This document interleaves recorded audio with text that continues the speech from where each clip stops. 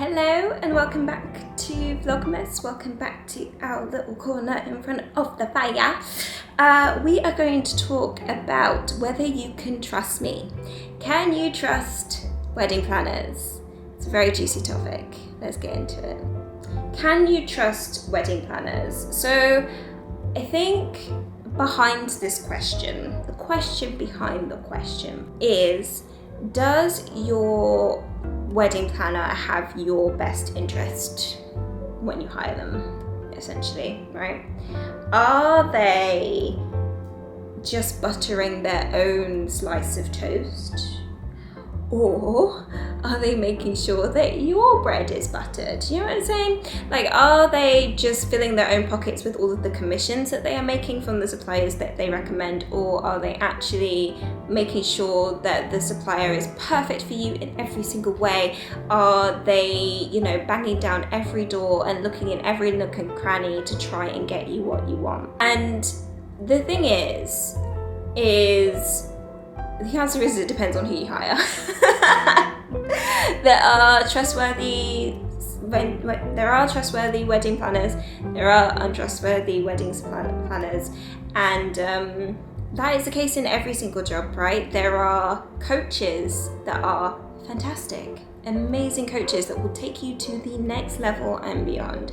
And then there are coaches that are just out to fleece you. With this, I want to give you some tips on how to know if your wedding planner is trustworthy. So number one is social proof. This is the fancy term for testimonials, recommendations, reviews.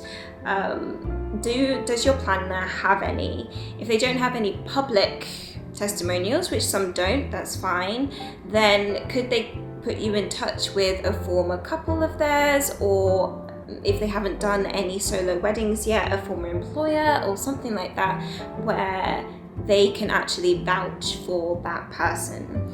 I have been very much on top of my couples to give me testimonials and stuff, because it's really, really, really important to other couples that they can see the quality of my work and see actually what they're getting. The second part of this, though, which is my tip number 2, is to make sure that these reviews are genuine. If they can put you in touch with a couple via email, for example, then that is a good way to go.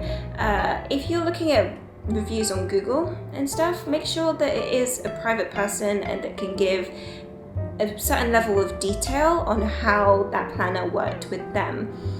If they are companies that are reviewing that company, so for example, if I get my photographer friends to write reviews on my behalf just to bump up my score, people do that, and it's not unheard of for suppliers to trade reviews just to help them out, but take those reviews with a grain of salt. They're not actually reviewing the service. And even if I have worked with a photographer on the day of a wedding, they can only see so much, right? Most of the planning and all of that work is in the 12 to 18 months before the actual wedding. It's the communication that I have with that couple throughout the process. It is the negotiations that I make. It is the way that I make them feel supported. It is the swiftness with which I respond to emails, things like that. So you're looking out for couple reviews really, rather than supplier ones. And the third way to know if your wedding planner is trustworthy is to do with how they present their services. So do they have a really solid website? Are their terms and conditions very clear? When they spoke to you on your consultation, did they tell you what the next steps are going to be? Did you feel safe in their hands? Is their contract really good and clear and defined? Are you completely certain with the services that you're getting and the services that you are not getting? Think of how that planner is presenting themselves. If they are presenting themselves in a very kind of haphazard way, they don't really have a contract, so they're just going to use email strings to do a contract rather than actually giving you a signable document, it's not good, okay? It's not good. So make sure that they are presenting themselves in a professional way, and you'll know that you are dealing with a professional. So I hope this answered your question about whether you can trust a wedding planner. And yeah, I've enjoyed this vlogmas. In the comments below, I don't really have a question for today, so just pop this emoji in the comments below if you made it all the way to the end of this video, and I will see you in tomorrow's vlogmas video. Take care. Bye bye.